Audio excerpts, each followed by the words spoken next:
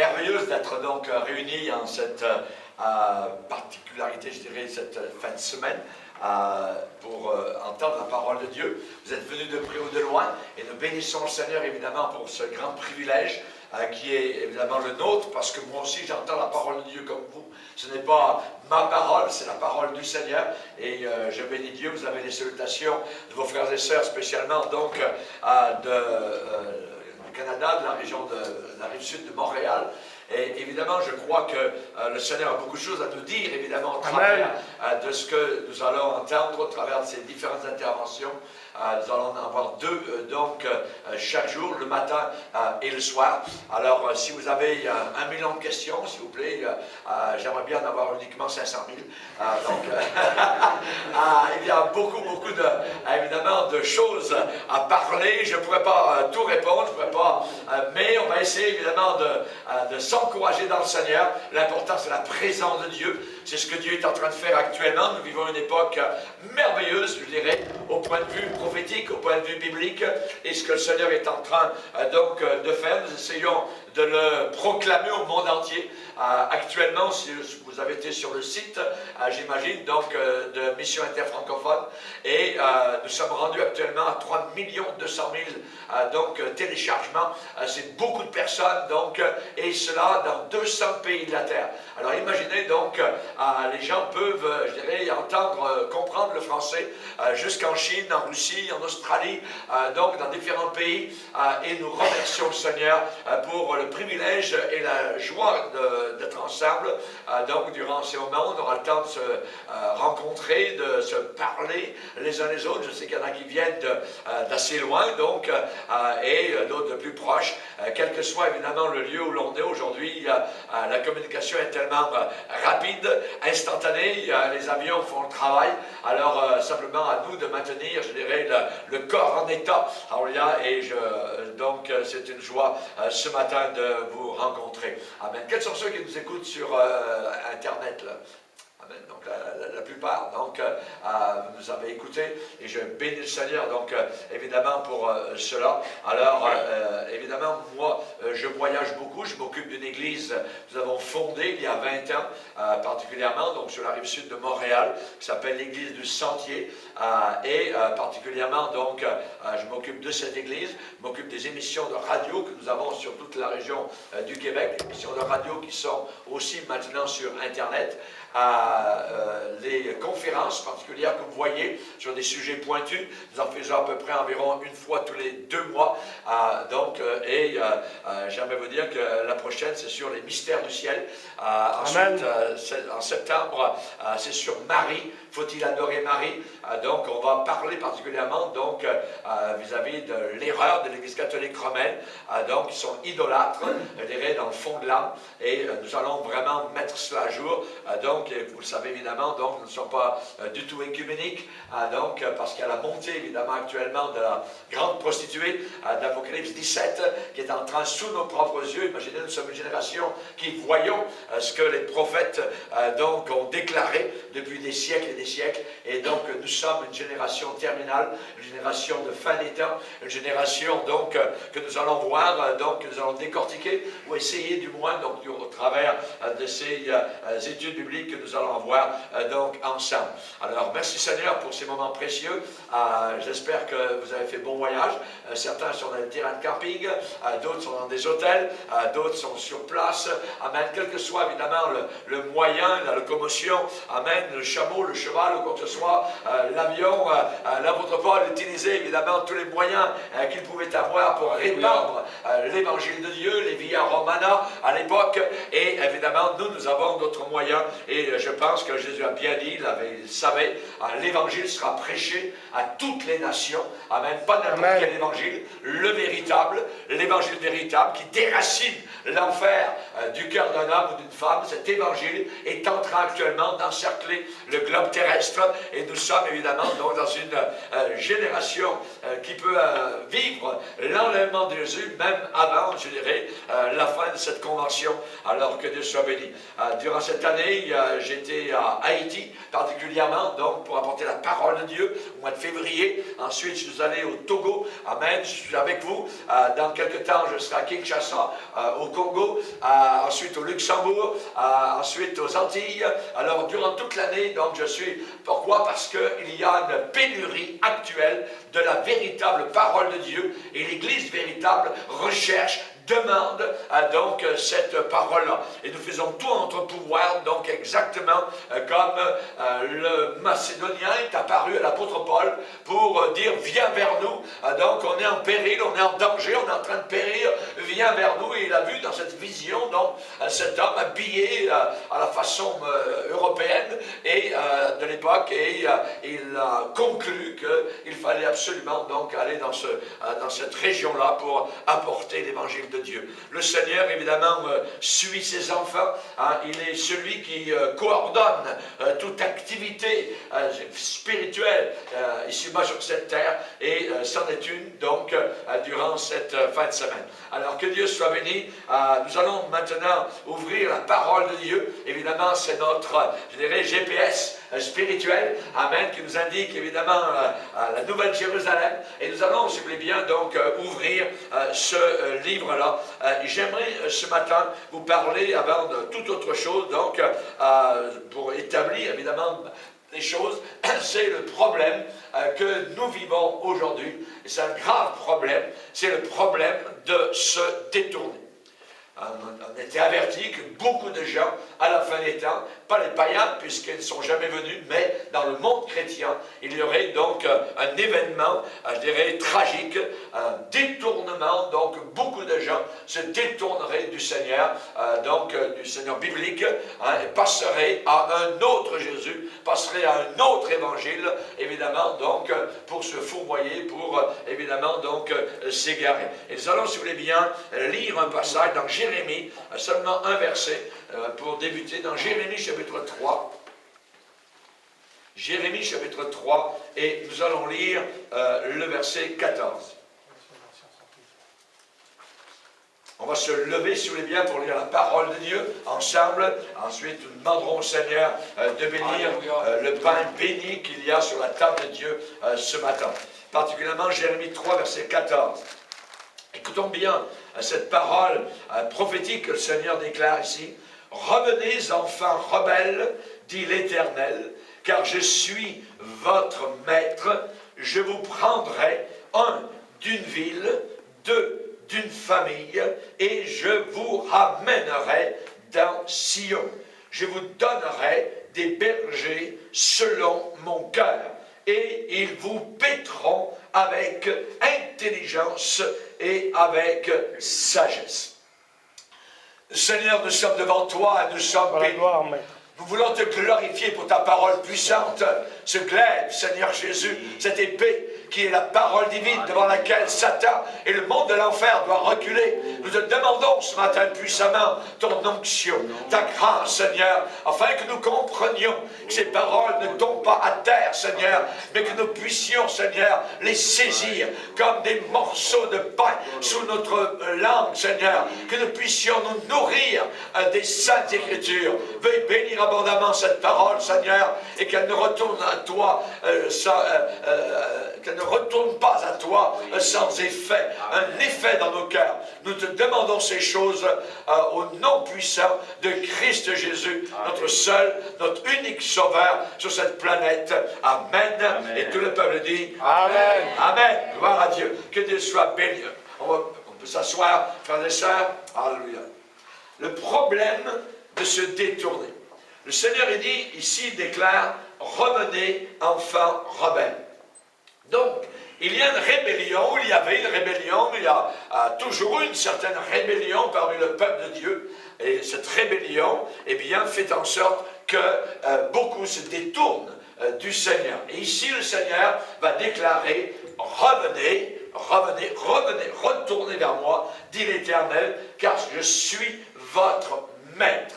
C'est moi qui suis votre patron, c'est moi qui suis votre époux, c'est moi, évidemment, donc, qui ai opéré en vous ce miracle appelé une naissance neuve, une naissance nouvelle.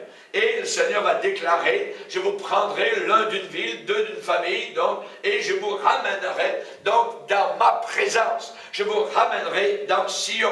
et je vous donnerai, et c'est un cadeau merveilleux, des bergers selon mon cœur. Ça veut dire des pasteurs selon le cœur de Dieu. Et ils vous paîtront avec intelligence et avec sagesse. Et nous avons besoin, évidemment, donc, de ces bergers qui pourront, évidemment, nous protéger, nous indiquer, donc, les pièges, l'ennemi, des gens qui ont été formés par le Seigneur, appelés de Dieu, pour paître avec intelligence et amour le troupeau du Seigneur. Il y a quelques années, pour vous donner un exemple, il y avait un dirigeant de jeunesse qui est venu à la foi biblique, à la foi dans le Seigneur, en Jésus-Christ, et d'une façon merveilleuse, donc parce qu'il faisait partie d'un groupe rock, donc très connu aux États-Unis, internationalement. Et avec joie, ce jeune homme donc a changé, évidemment, donc son comportement, sa vie a été bouleversée, et avec joie, il est sorti de ce groupe de musique rock pour suivre le Seigneur Jésus-Christ. Son pasteur, eh bien, était encouragé, merveilleux, heureux, alors que ce jeune homme, donc, a fait ses débuts, particulièrement, donc, dans une musique véritablement, qu'on peut dire, qualifiée de chrétienne authentique. Rapidement, ce jeune homme est devenu, je dirais, très connu. Il était béni de Dieu. Il y avait un attouchement de Dieu sur sa propre vie. Il s'est mis à étudier, évidemment, la parole de Dieu. Et ses chants, donc, étaient tirés, pour la plupart, directement, donc, de la parole de Dieu. Ce jeune homme, donc, s'occupait de la jeunesse et il a développé, beaucoup de gens qui l'admiraient. Mais le problème avec ce jeune homme, il y en a eu un, c'est que quelque part, en cours de route, eh bien, quelque chose est arrivé. Et évidemment, notre cœur se brise d'entendre, c'est un exemple, que ce chrétien vers qui beaucoup le peuple de Dieu venait en foule, évidemment, pour ses concerts. Évidemment, donc, à un moment donné, il a commencé à dériver, et dans ses concerts, il a commencé, pour avoir plus de monde dans ses concerts, à placer des femmes en avant qui dansaient, et habillées de façon pas du tout modeste. Évidemment, donc, une sensualité a commencé, donc, à entrer à l'intérieur, donc, de ces concerts. Et ces concerts, donc, actuellement, eh bien, sont high-tech, évidemment, donc, avec la fumée, comme dans le monde. Donc, il y a eu quelque chose qui s'est passé, donc, dans la vie de ce jeune homme. Mais le problème, c'est que son onction, qui était si merveilleuse au départ, a totalement disparu. L'onction de Dieu n'était plus là. Et au contraire, maintenant, il semble glorifier la sensualité, la bassesse et même l'obscénité. Que lui est-il arrivé? Que s'est-il passé, donc, en cours de route?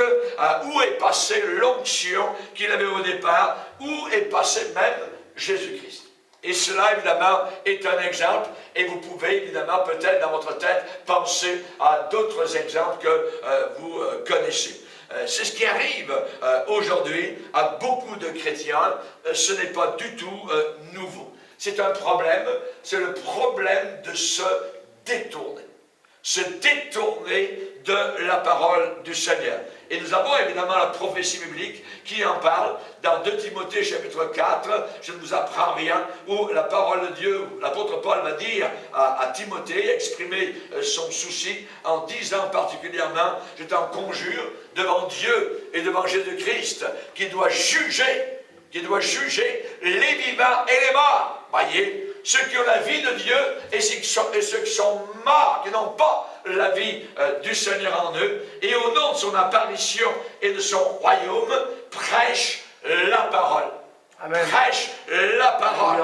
Voyez, pourquoi? Eh bien, parce que il viendra une époque, un temps où les hommes ne supporteront plus la saine doctrine. Ne supporteront plus doctrine de didasco en grec, qui veut dire enseigner. Ils ne supporteront plus l'enseignement de sainteté des saintes Écritures. Voyez, Donc, au contraire, ils auront à la place une démangeaison, donc un gratouillage, une démangeaison d'entendre des choses agréables, agréables. Et dans la doctrine, il y a des choses parfois très désagréables à la chair. Et c'est la raison pour laquelle, eh bien, ils voudront entendre des choses agréables, se donneront une foule d'enseignants, de docteurs, donc en anglais, ce heap, ça veut dire un paquet, un tas, évidemment, donc d'enseignants, en veux-tu, en voilà, tout ça. Aujourd'hui, en Amérique, si vous voulez être pasteur, vous avez une idée le lundi matin, vous allez recevoir votre carte d'ici le samedi, donc votre carte de pasteur. Ça ne veut absolument plus aujourd'hui rien dire.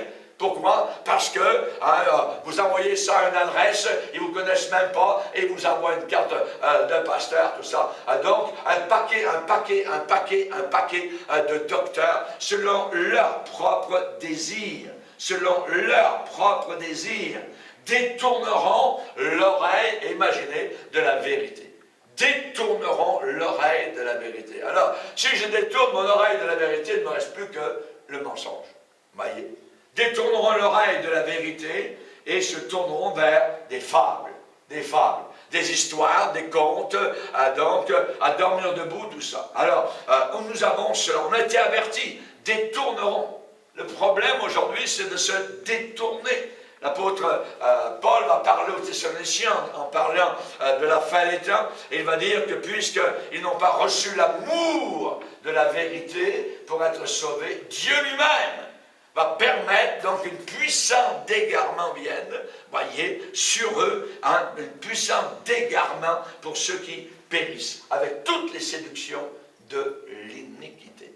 Avec toutes les séductions de l'iniquité. On a dans la parole de Dieu cette chose-là où il a dit que le Seigneur rendra leur cœur insensible, il va endurcir leurs oreilles et ils vont fermer même leurs yeux. C'est quelque chose de terrible dans Matthieu 13, 15. Vous voyez, à l'église d'Éphèse qui avait commencé dans l'amour de Dieu, dans le feu de Dieu, eh bien le Seigneur va lui dire, j'ai quelque chose contre toi, donc c'est que tu as abandonné ton premier amour. Ouais, the first love. Le premier amour, donc l'amour du printemps, primavera, l'amour du début, cet amour merveilleux, abandonné. Tu as abandonné. Et le mot abandonner, le verbe veut dire abandonner de façon volontaire. Volontairement, tu as abandonné donc ton premier amour. Est arrivé évidemment ce que l'apôtre Pierre parle en disant, après avoir quitté le droit chemin, ils se sont égarés.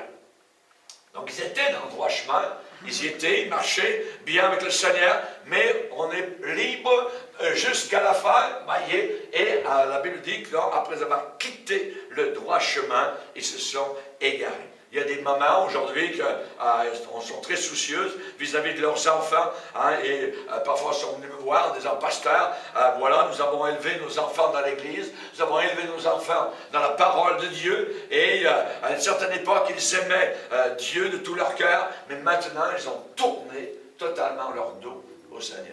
Ils ont tourné leur dos au Seigneur et je n'arrive plus, avec mon mari, n'arrivons plus à les amener même à l'église. Qu'est-ce qui arrive? Qu'est-ce qui arrive?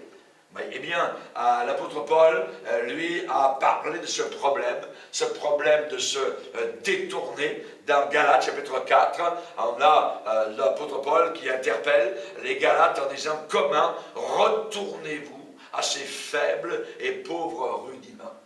Donc des gens qui étaient dans le monde, même dans le monde religieux, perdus, tout ça, n'étaient pas sauvés. Et tout d'un coup, ils sont sauvés, ils connaissent l'amour de Dieu. Et à un moment donné, ils retournent à ces pauvres, à ces principes faibles et misérables auxquels de nouveau vous voulez vous asservir encore. Voyez?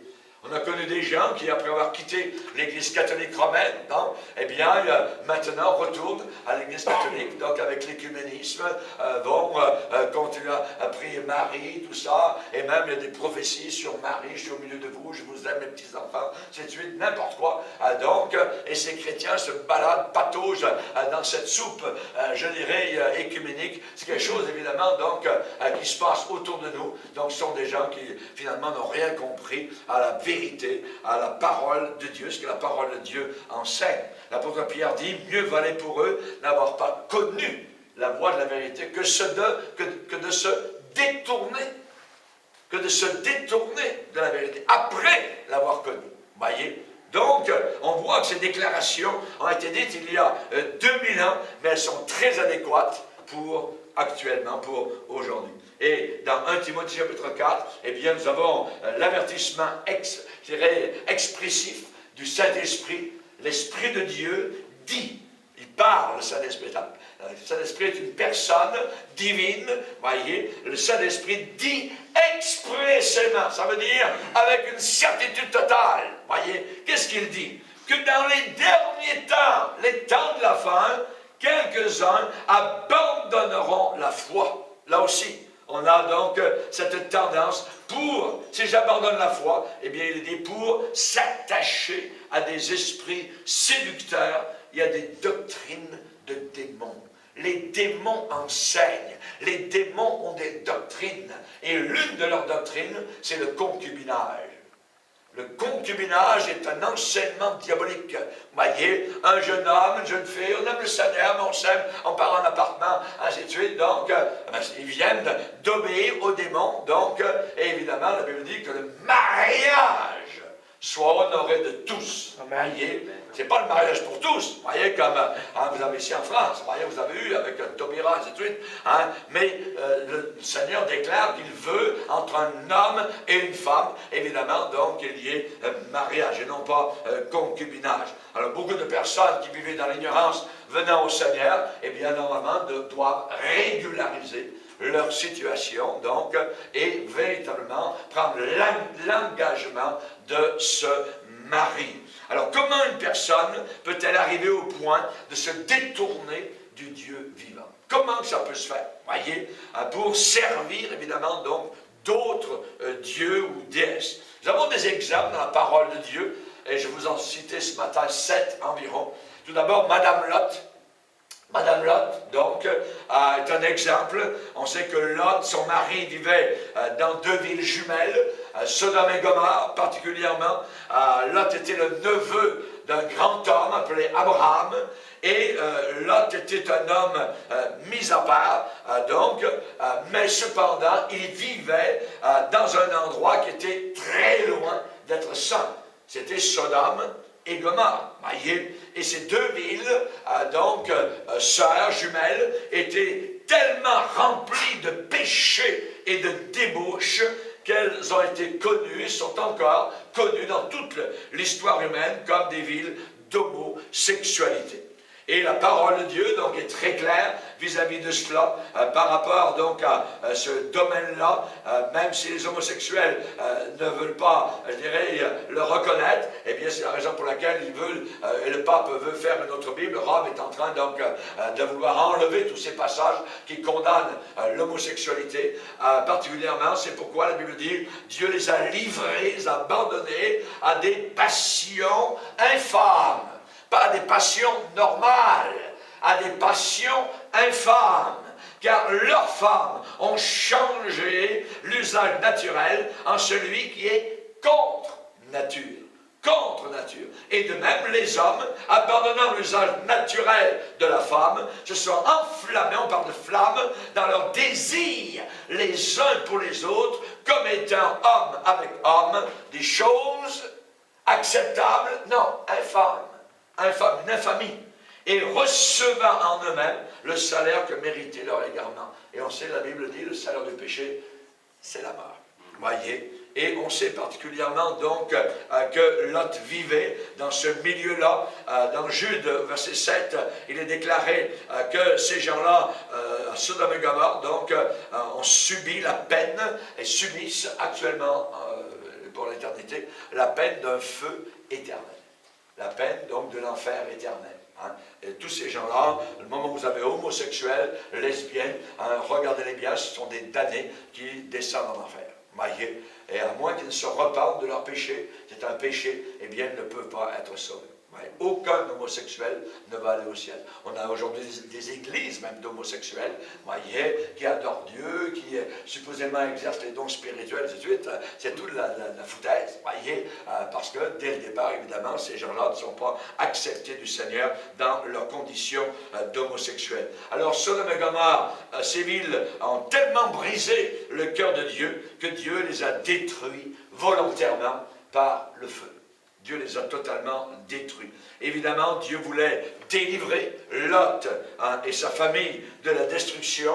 Dieu a envoyé des anges, quittez la ville, ne regardez pas en arrière. Voyez, ne regardez pas en arrière. Alors évidemment, alors qu'ils étaient en train de quitter la ville, Dieu a envoyé une pluie de feu et de soufre, et il est dit que la femme de Lot regarda en arrière. Pourquoi? Parce que son cœur était là. Son cœur était à l'arrière. Voyez? Et elle est morte, elle a été jugée par Dieu. Elle est devenue une statue de sel, donc soudainement. Il est dit que l'Éternel fit pleuvoir du ciel sur Sodome et Gomorrhe du soufre et du feu et détruisit ces villes. Donc, le problème de Madame Lot, qui s'est détourné, qui a été donc tué, qui a été, je dirais, jugé, eh bien, le problème de Madame Lot, eh bien, c'est un problème de beaucoup de chrétiens aujourd'hui.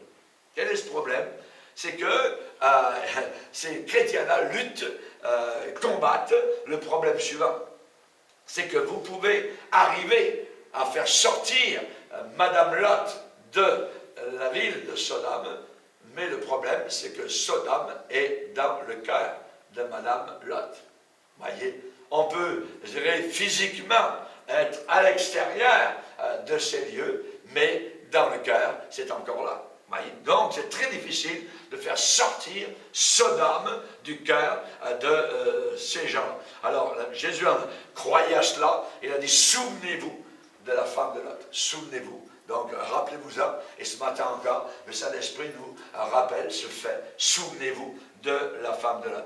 Jésus a ajouté, quiconque met les mains donc sur les manchons de la charrue et regarde en arrière n'est pas digne pour le royaume de Dieu. Et l'exemple flagrant, c'est Madame Lot. Elle a regardé en arrière, ceux qui regardent en arrière. On prend un autre exemple, le roi Saül. Le roi Saül, dans l'Ancien Testament, était aimé de Dieu. Il a été choisi même pour être le premier roi d'Israël. Et dans 1 Samuel chapitre 15, Dieu lui a demandé particulièrement de détruire les Amalécites et tout ce qui leur appartenait. Mais il ne l'a pas fait. Il n'a pas obéi. Voyez, il a obéi partiellement. Et une obéissance partielle est en réalité une désobéissance. Et le roi Saül a désobéi à Dieu et il a pris le meilleur du bétail, des troupeaux, et il a épargné le roi Agag. Voyez, la parole de Dieu est venue vers l'homme de Dieu, Samuel, et cette parole, eh bien, c'est celle du Seigneur.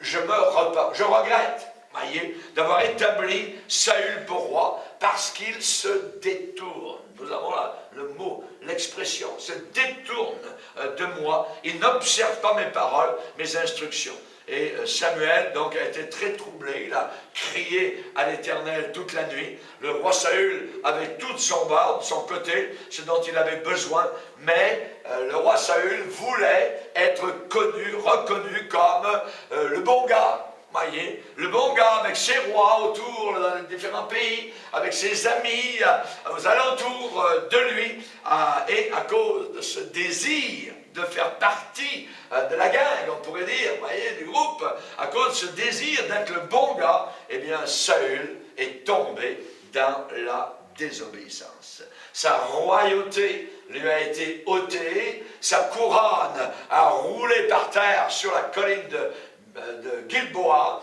et il s'est lui-même suicidé. Imaginez. Il est devenu simplement une statistique de suicide. David a déclaré au sujet de Saül, l'huile a cessé de l'oindre. L'huile a cessé. L'huile s'est arrêtée. L'onction, l'approbation de Dieu a été stoppée sur la vie du roi Saül. L'huile a cessé. La raison de sa mort, eh bien la Bible parle dans Chronique, elle nous dit tout, la parole de Dieu. Saül mourut parce que Dans 1 Chronique chapitre 10, verset 13, Saül mourut parce qu'il se rendit coupable d'infidélité envers l'Éternel, dont il n'observa pas la parole. Il n'a pas obéi à la parole de Dieu. Et deuxièmement, parce qu'il interrogea, quand vous n'obéissez pas à la parole de Dieu, et que le ciel est d'airain au-dessus de votre tête, vers quelle puissance autoritaire vous vous tournez, il n'y en a qu'une autre, c'est celle du diable, c'est celle de Satan. Vous tournez vers le côté occulte. Voyez, c'est ce que Saül a fait. Voyez, parce qu'il a interrogé et consulté ceux qui évoquent les morts. Il n'a pas consulté l'Éternel. Aussi, l'Éternel le fit mourir. L'Éternel le fit mourir et transféra la royauté à David. Donc, c'est ce que la Bible enseigne, voyez, et particulièrement, donc, c'était l'avertissement que Dieu dit à l'église de Philadelphie, attention, garde, retiens ce que tu as, afin que personne ne prenne ta couronne. Amen. C'est une histoire, je dirais, de vie ou de mort. C'est une histoire, c'est pas un petit combat dans lequel actuellement l'Église est engagée. Voyez, c'est quelque chose de terrifiant parce que, évidemment, l'enjeu est immense. Voyez, c'est une question de salut ou de perdition. Et nous avons besoin donc de faire très, très, très attention. Le roi Saül, sans aller dans plus de détails, s'est détourné. Une église ou quelqu'un qui est tiède, la tiédeur est très dangereuse et la tiédeur va amener l'erreur.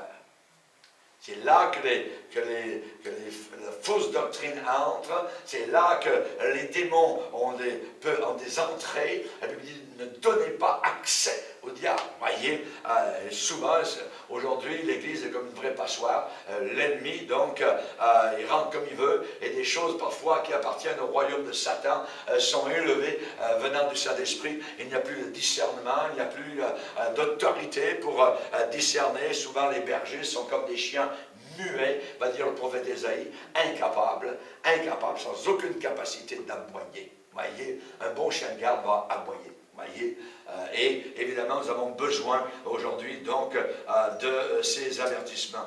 Salomon béni de Dieu avec des visions. Imaginez de Dieu, 2 fois Dieu lui est apparu.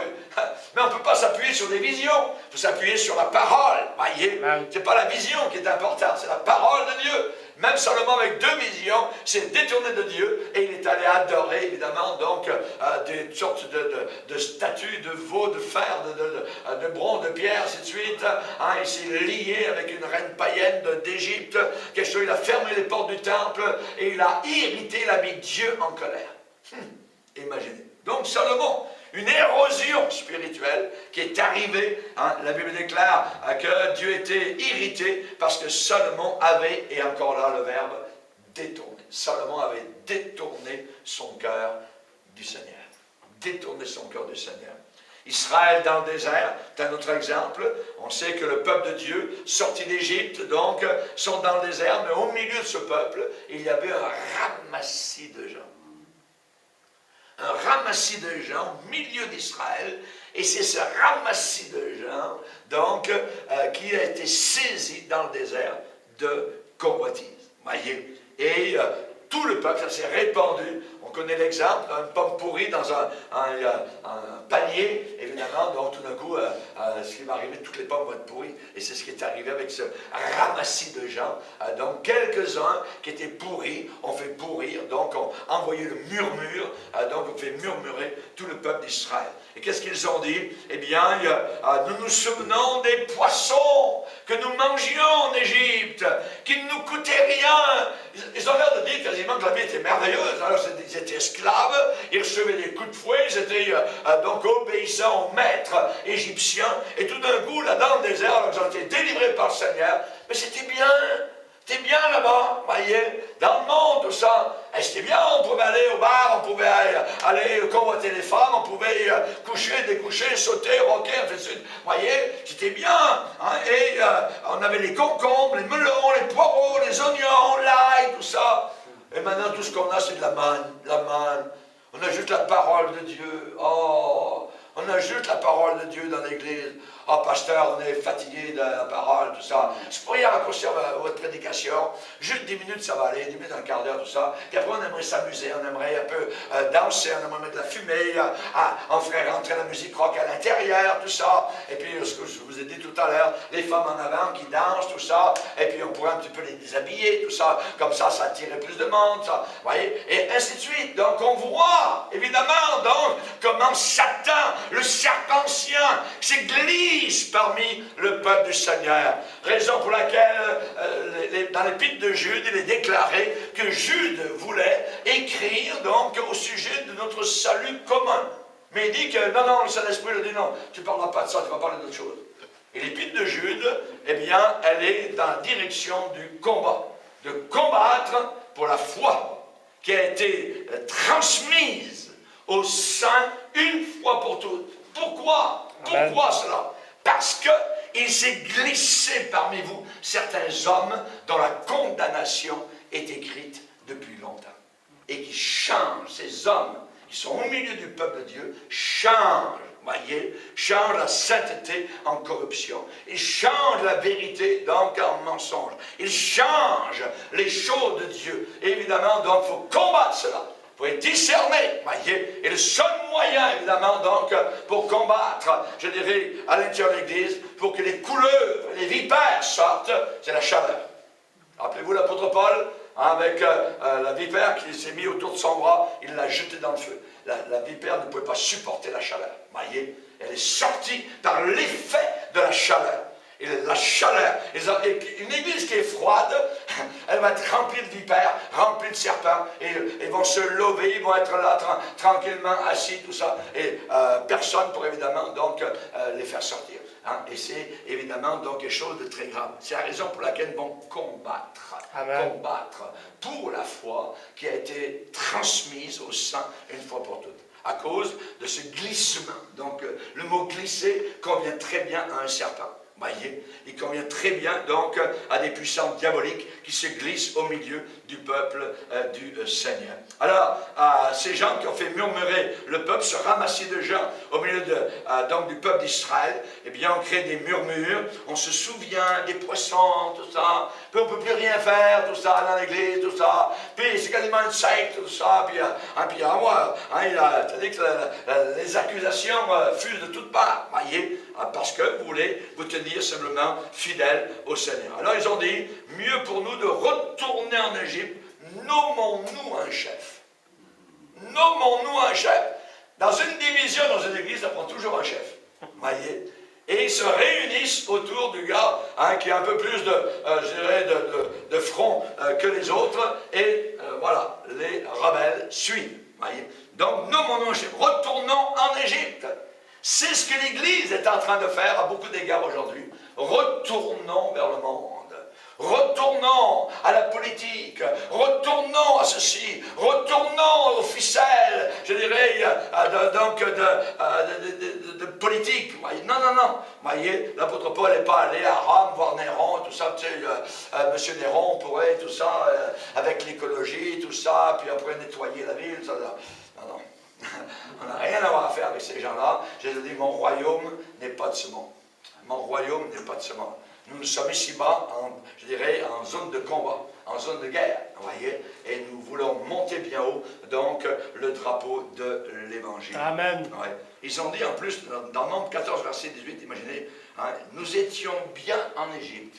Maï, quel mensonge. Vous voyez. Quand vous commencez à vouloir les choses du monde, que les choses du monde rentrent à l'intérieur de l'Église, tout d'un coup, vous commencez à dire des choses, des bêtises. Nous sommes bien en Égypte. Alors qu'ils sont sortis avec la joie, avec les cris de joie, avec la délivrance, avec la puissance de Dieu, avec l'ombre de Dieu Tout-Puissant au-dessus d'eux. Maintenant, ils disent, on était bien en Égypte. Moïse a lutté. Moïse a bataillé, imaginez, être le pasteur d'une telle église. Comment Moïse a fait, voyez. Moïse a lutté avec les rétrogrades.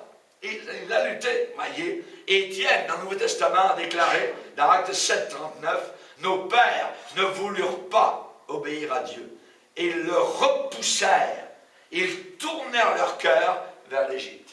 Imaginez, jusqu'à adorer un veau en or. Oui, c'est abominable, une abomination. On sait que des 12 espions qui étaient allés pour regarder la promesse de Dieu, 10 sont morts, 10 ont été jugés. Il y en a juste 2, Josué et Caleb, et il est dit qu'ils ont été, ces 2-là, animés d'un autre esprit. Animés d'un autre esprit, c'est le texte de la Bible. Être animés d'un autre esprit. Et actuellement, nous devons être animés d'un autre esprit, Amen. Qui n'est pas l'esprit du monde, qui n'est pas l'esprit de la chair, qui n'est pas l'esprit du diable, mais être animé de l'esprit de Dieu. L'esprit de foi, croire les promesses du Seigneur. Alléluia. Paul a écrit à Timothée en disant, tu sais Timothée, à la fin des temps, il va arriver toutes sortes de choses. Il y aura des temps difficiles. Le mot difficile, ça veut dire diabolique, des temps diaboliques à la fin des temps, parce que les hommes, ça ne viendra pas de la lune ou du soleil, quoi que ce soit, parce que les hommes, le problème c'est les hommes. Les hommes seront égoïstes, amis de l'argent, fanfarons, hautains, blasphémateurs, rebelles à leurs parents, ils seront ingrats, ils seront irreligieux, imaginez, irreligieux, insensibles, déloyaux, calomniateurs, intempérants, cruels, ennemis des gens de bien, traîtres, emportés, enflés d'orgueil. Ils aimeront le plaisir plus que Dieu. Donc, ça c'est la description, je dirais, en totalité de notre génération actuelle. Et au milieu de tout ça, eh bien, Paul va dire, les hommes méchants et séducteurs avanceront toujours plus dans le mal. Toujours plus. Ça va toujours aller plus loin dans le mal. Égarant les autres et égarer eux-mêmes. Toi, qu'est-ce qu'il faut faire? Toi, demeure dans les choses que tu as apprises et reconnues certaines. Bouge pas. Bouge pas. Demeure dans les choses que... Toute l'Écriture est inspirée de Dieu. Toute l'Écriture est théopneustos. Elle est soufflée de Dieu. Au travers de ce livre, c'est la pneumatique du Saint-Esprit qui est là. Amen. Amen. Toute l'Écriture est inspirée de Dieu. Donc, cette Écriture, elle est là pour nous inspirer, nous fortifier, nous encourager, nous édifier, nous reprendre s'il le faut. Donc, reste dans la parole de Dieu. On a un autre exemple sur les disciples de Jésus. Quand Jésus a commencé à dire, si quelqu'un ne mange pas ma chair et ne boit pas mon sang, il n'aura pas la vie éternelle. Voyez? Alors, il y en a qui ont dit, ah, on n'est pas des cannibales, tout ça. Donc, il commence à raconter des bêtises, tout ça. Hein, il faudrait l'envoyer à l'hôpital psychiatrique parce que ça n'a plus de sens, tout ça, de ce qu'il est en train de raconter. Donc, Jésus a fait face aux mêmes luttes. Aux mêmes luttes. Voyez? Beaucoup de ses disciples se sont détournés de lui. Il est dit, plusieurs de ses disciples se retirèrent, voyez, et n'allèrent plus avec lui. Se retirèrent. Hein? Ce mot, cette expression se retirer, la Bible dit, nous ne sommes pas de ceux qui se retirent pour se perdre. Mais nous sommes de ceux qui ont la foi pour sauver leur âme. Amen. Amen. Ah, voilà. Nous ne sommes pas de ceux qui se retirent pour se perdre. Voyez, Judas Iscariote s'est retiré. La Bible dit, quand il est sorti du lieu où étaient les autres disciples, ainsi que Jésus, la Bible dit, il faisait nuit. Ce n'est pas juste une indication quelle température il faisait cette journée-là. C'est spirituel. Il faisait nuit. C'était la nuit de l'enfer qui commençait. Il sortait de la lumière. Jésus était la lumière. Et il sortait de la lumière pour aller vers les ténèbres. Il faisait nuit. Et c'était quelqu'un qui se retire de Jésus-Christ. Il est dans la nuit. Aussitôt. Il n'y a rien d'autre. C'est l'obscurité. Et s'il continue, c'est l'obscurité éternelle. Donc, évidemment, on a cela. Judas qui a passé au camp de l'ennemi. Ananias et Saphira ont été jugés parce qu'ils ont menti au Saint-Esprit. Les maris et l'épouse sont morts tous les deux à 3 heures d'intervalle. Parce que les deux étaient de connivence pour mentir au pasteur, donc à l'apôtre Pierre, vis-à-vis donc de la vente d'un champ. Supposément, ils voulaient passer pour être très généreux, alors ce n'était pas du tout le cas. Ils auraient pu garder, s'ils avaient voulu, donc une partie de l'argent et dire la vérité, mais ils n'ont pas voulu. Ils ont voulu donc se montrer vraiment donc très très généreux. C'était un mensonge. Ils sont morts tous les deux. On voit que Dieu, évidemment, donc ne rit pas vis-à-vis de ces choses-là. Et nous avons besoin besoin d'y faire attention. Alors, l'apôtre qui a écrit l'Épître aux Hébreux déclare, c'est pourquoi nous devons d'autant plus nous attacher aux choses que nous avons entendues, de peur que nous soyons emportés loin de ces choses-là. Et les courants actuels sont très forts pour nous éloigner, nous emporter. Au Canada, si vous, on habite à Chambly, il y a la rivière Richelieu qui est juste à côté, qui est grande à peu près comme la Loire à Nantes. Pour nous, c'est juste une rivière. Et si vous, il y a des rapides, si vous essayez de lutter et de nager à contre-courant, vous n'arriverez jamais. Vous allez être emporté par le courant. Et les courants de la fin des temps sont très forts. On ne doit pas, je dirais, présumer de quoi que ce soit, mais on marche avec humilité devant le Seigneur, parce que c'est la raison pour laquelle nous devons d'autant plus nous attacher aux choses que nous avons entendues. Le risque, il est là, de peur que nous soyons emportés loin de ces choses-là. Être emportés loin de la croix, loin du sang de Jésus, loin de la résurrection de Christ, loin de l'ascension de Christ, loin du retour instantané et soudain de Jésus-Christ. Il vient bientôt. Ce mot bientôt dans la Bible, c'est takou en grec, qui ne veut pas dire bientôt vraiment, c'est traduit bientôt, mais ça veut dire soudainement. Soudainement. Christ va revenir soudainement. Voyez?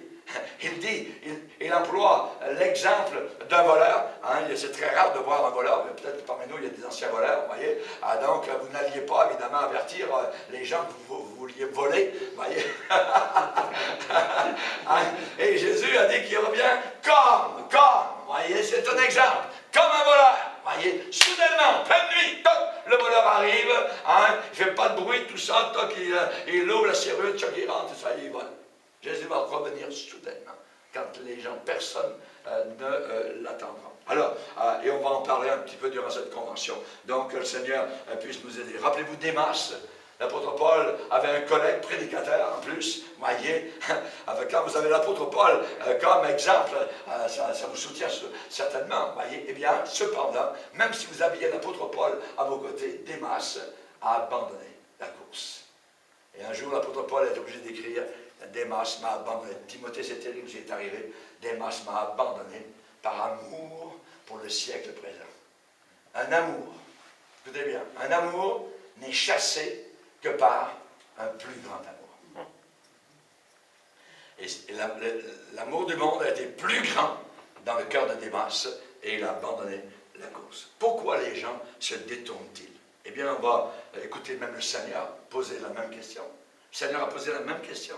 Jérémie 8,5. Pourquoi donc ce peuple s'abandonne-t-il à de perpétuels égarements? À de perpétuels égarements. Ça veut dire pourquoi ce peuple persiste-t-il dans la tromperie? Refuse-t-il de revenir? Et c'est là où entre en compte le verset qu'on a lu ce matin dans Jérémie, au chapitre 3, verset 14. Revenez, enfants rebelles, car je suis votre maître. Je vous donnerai des bergers selon mon cœur. Voyez? Et on va écouter, alors que le Seigneur fait évidemment cette triste déclaration dans Osée 11, verset 7, « Mon peuple est enclin à s'éloigner de moi. » Mon peuple est enclin. Il y a une tendance, il y a une inclinaison vers la rébellion, vers l'insoumission. Voyez? Ici, vous avez en France la France insoumise, vous voyez, c'est le titre qu'il porte, vous voyez, c'est vraiment une rébellion totale, vous voyez. Le fils prodigue, il est parti de la maison pour un pays éloigné. Pour un pays éloigné. Il est dit qu'il dissipa son bien. Il dissipa son bien. Vous voyez, aujourd'hui, l'Église de Dieu est en train de dissiper son bien. Nous avons eu la réforme avec Luther, ces grands hommes, voyez, qui ont connu la vérité, qui l'ont remis, je dirais, à l'honneur. Hein, et aujourd'hui, eh bien, on a eu le 500e anniversaire, tout ça. Et comment on a fêté ça? Eh bien, on a eu des évangéliques avec les catholiques et tout ça. Et, alléluia, c'est tout. Les catholiques n'ont jamais changé, ils ne changeront jamais. Voyez.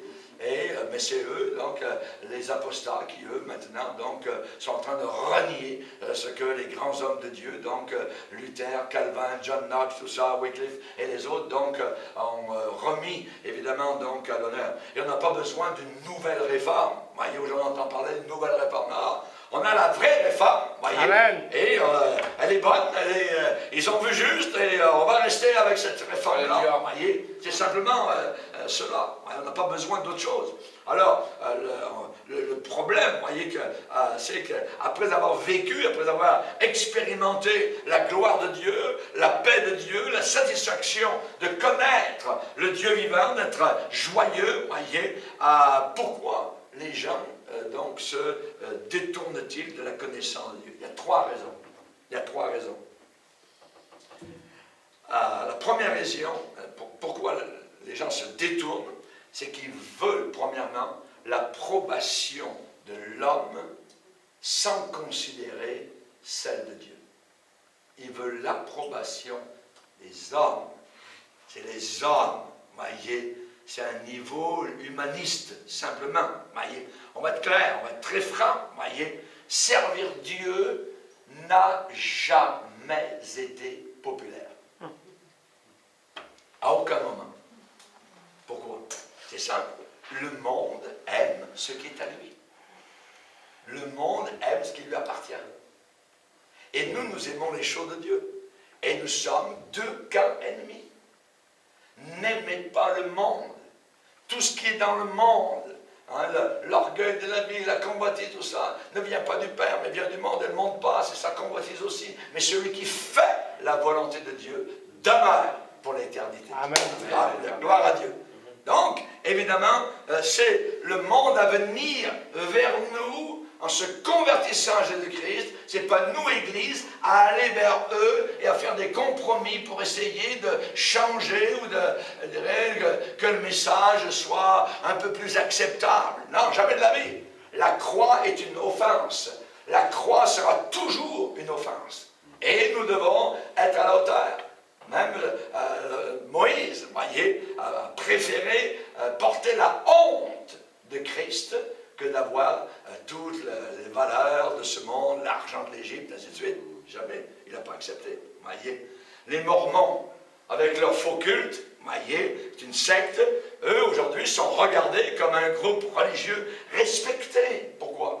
Parce qu'ils sont orientés vers la famille, voyez. Ah ben ils sont bien, tout ça, oui, attends. Témoins de Jéhovah, aujourd'hui, à beaucoup d'égards, sont devenus une secte respectable. Voyez, pourquoi? Eh bien, depuis qu'il y a eu le fameux chanteur américain, Michael Jackson, qui était témoin de Jéhovah, voyez, eh bien, il a conduit, évidemment, beaucoup de gens à croire, donc, les faussetés des témoins de Jéhovah. L'adoration du diable, même aujourd'hui, voyez, le diable a toujours voulu se faire adorer. Il a même essayé de faire en sorte que Dieu l'adore, que Jésus-Christ, le Fils de Dieu, Dieu le Fils, l'adore. Donc l'adoration du diable aujourd'hui est devenue en vogue. Voyez, être homosexuel, c'est très bien. L'occultisme, c'est très bien. Dire la bonne aventure, c'est formidable. Lire son horoscope tous les matins, bravo. Le nouvel art, mais c'est magnifique. Voyez, les LGBT, mais c'est une nouveauté formidable. On peut même changer de sexe, voyez. Mais nous évoluons, voyez. Ah ouais. Évidemment, donc, si vous mentionnez, vous, au milieu de tout ça, que vous êtes un chrétien né de nouveau, qui aime la Bible, le monde va lever le nez sur vous. Le monde va vous mépriser. Ouais. À l'université McGill, à Montréal, dernièrement, les étudiants musulmans ont demandé qu'ils puissent avoir donc, des salles pour adorer Allah, ainsi de suite. Voyez, et que ça passe par le système d'audition dans toute l'université. Eux sont capables, mais quand on demande, nos chrétiens, d'avoir une petite salle pour se recueillir, méditer la Bible, non, c'est interdit. Vous n'avez pas le droit, oui. Et ici, évidemment, en Europe, vous avez aussi des choses semblables. Donc, la conviction du Saint-Esprit, parce que c'est le Saint-Esprit qui convainc de péché. La conviction du Saint-Esprit sur ceux qui veulent continuer à pécher est quelque chose aujourd'hui qui est haï. On ne veut pas être convaincu de péché. Et pourtant, c'est le seul et unique moyen pour être sauvé. Quelqu'un ne peut pas être sauvé s'il n'a pas premièrement été convaincu de péché, de justice et de jugement. Voyez? Quand j'ai été sauvé en 1968, sur le dragueur de mine, la Lorientaise, la marine française, eh bien, j'ai donné mon corps au Seigneur, j'ai pleuré sur mes péchés, j'étais sur un paquet de cordages, en plein océan, sous les étoiles, et j'ai dit, Dieu, je veux vraiment que ma vie soit utile, pardonne-moi mes péchés, je veux être en règle avec toi. Amen. Et je peux vous dire que j'ai été convaincu véritablement par le Saint-Esprit. C'est là que j'ai été sauvé. Merci Seigneur. Le Seigneur dit, mon esprit ne contestera pas à toujours avec l'homme. Mon esprit ne contestera pas à toujours. L'esprit conteste. Aujourd'hui, le Saint-Esprit conteste avec cette génération. Mais ils ne veulent pas. Ils repoussent cette contestation qui vient de Dieu. Voyez, très souvent, un jeune ou un adulte qui accepte Jésus-Christ va découvrir que maintenant ses amis, eh bien, le rejettent, ne l'aiment plus, se détournent de lui, le prennent en grippe, l'ont en aversion, simplement parce qu'il aime Jésus, c'est tout. Voyez? Et parfois même, sans le dire, ils le ressentent. Et c'est Jésus qui a parlé de ça. Il dit dans l'évangile de Jean, si le monde vous hait, sachez qu'il m'a haï avant vous. Jésus a été haï. Voyez? Donc, nous suivons ces traces. Si vous étiez du monde, le monde aimerait ce qui est à lui, ce qui lui appartient. Mais parce que vous n'êtes pas du monde, vous n'appartenez plus maintenant à ce monde. Vous êtes dans le monde, mais vous n'appartenez plus. Voyez? Alors, à cause de cela, et que je vous ai choisi du milieu du monde, à cause de cela, le monde vous hait. Le monde vous hait. Voyez? Souvenez-vous de la parole que je vous ai dite. Le serviteur n'est pas plus grand que son maître. S'ils m'ont persécuté, ils vous persécuteront aussi. Voyez? Donc ça c'est le normal. Personne ne veut être haï. Mais le moment où j'accepte Jésus-Christ, eh bien, il y a une haine qui vient donc sur ma vie. Voyez, on me hait parce que j'aime le Seigneur. C'est la seule chose qu'on peut vous reprocher. Si vous êtes chrétien, si vous donnez votre vie à Jésus-Christ, en Corée du Nord, il vous reste environ 6 mois à vivre. C'est tout ce qui, c'est à peu près la moyenne donc des gens chrétiens là-bas en Corée du Nord. Alors on voit évidemment que simplement parce que ces gens-là aiment le Seigneur, la haine donc vient donc et la persécution. Ceux qui ne veulent pas maintenant perdre leurs amis, c'est ça. Ceux qui ne veulent pas perdre leur argent, ceux qui ne veulent pas perdre l'approbation, voyez, du monde, voyez, bien ils disent, oui c'est vrai ce que tu dis, tu as raison, c'est bon, mais je donnerai ma vie à Jésus plus tard, voyez, plus tard. Ils ne veulent pas, voyez, ils savent, ils résistent à l'Esprit de Dieu, mais le plus tard peut être trop tard. Et c'est là, justement, où le bas blesse. Les parents de l'aveugle de naissance, rappelez-vous qu'ils avaient été guéris par Jésus. Ils avaient peur de quoi? D'être exclus de la synagogue, d'être exclus du groupe, d'être exclus de la dénomination. S'ils disaient que c'était Jésus, voyez. Donc, ils n'en faisaient pas l'aveu. Posez-lui des questions, il est en âge, et lui, il vous répondra. Parce qu'ils ne voulaient pas perdre leur vie. Ils préféraient la gloire des hommes à la gloire de Dieu. Voyez? Et les chefs religieux, Jésus parle d'eux, dans Jean 12, 43, ils aimèrent la gloire des hommes plus que la gloire de Dieu, et ils avaient peur d'être eux aussi exclus de la synagogue. L'exclusion, généralement les gens religieux fonctionnent comme cela. Pour mettre la crainte sur les autres, on exclut.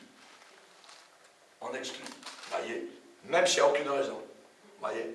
Mais parce que vous ne rentrez pas dans le moule, parce que, comme j'ai reçu un téléphone donc de gens, c'est une femme de Suisse qui nous a repérés sur Internet, et des pasteurs, nous sommes 3-4 femmes dans l'église, tout ça, et un jour dans notre église évangélique, on a vu arriver un prêtre catholique, et c'est lui qui a pris la tribune, et c'est lui qui est venu en avant pour prêcher. Nous, on sort de l'église catholique romaine, on sait ce que c'est. Et maintenant, notre pasteur permet qu'un prêtre de l'Église catholique romaine vienne prêcher. On ne peut pas accepter ça. Alors on est allé voir notre pasteur pour lui expliquer, on ne peut pas accepter une chose semblable. Et le pasteur a dit, non, ici c'est moi qui dirige, tout ça, ça va se passer comme ça. Aujourd'hui, c'est l'amour qui compte, tout ça, vous n'avez pas d'amour, ainsi de suite. Vous voyez, ouais, mais ces femmes-là avaient l'amour de la vérité, mais elles n'acceptaient pas, évidemment, donc l'erreur à l'intérieur, évidemment, donc, du camp. Et finalement, elles étaient obligées, donc, de sortir. Et elles sont tombées sur Internet, c'est un petit peu, je dirais, ébranlé, tout ça, mais elles ont tenu bon. Et elles sont tombées sur Internet avec une conférence que j'ai faite. L'Église catholique est-elle la véritable Église? Et ça les a boostés, ça les a encouragés, fortifiés donc, dans leur position qu'elles avaient prise. Parce que nous vivons une époque donc, où à l'intérieur de l'Église, nous sommes piratés donc de l'intérieur. Alors aujourd'hui, évidemment, on a ces chefs religieux qui aiment la gloire des hommes, qui aiment l'argent plus qu'autre chose. À la source, je dirais, de tout problème, la Bible dit que c'est l'argent, l'amour de l'argent. Ouais, l'amour de l'argent. Et on a évidemment beaucoup de choses. Alors, par exemple, j'ai prêché un jour dans l'église et il y avait 2 personnes âgées qui vivaient en concubinage. Voyez. Mais au Canada, donc, si vous n'êtes pas marié, vous allez recevoir votre chèque du gouvernement. Et les 2 recevaient chacun un chèque. Donc, il y avait 2 chèques, voyez. Et j'ai prêché justement donc contre le concubinage, même à un âge avancé. Et ces gens-là donc ont quitté l'Église.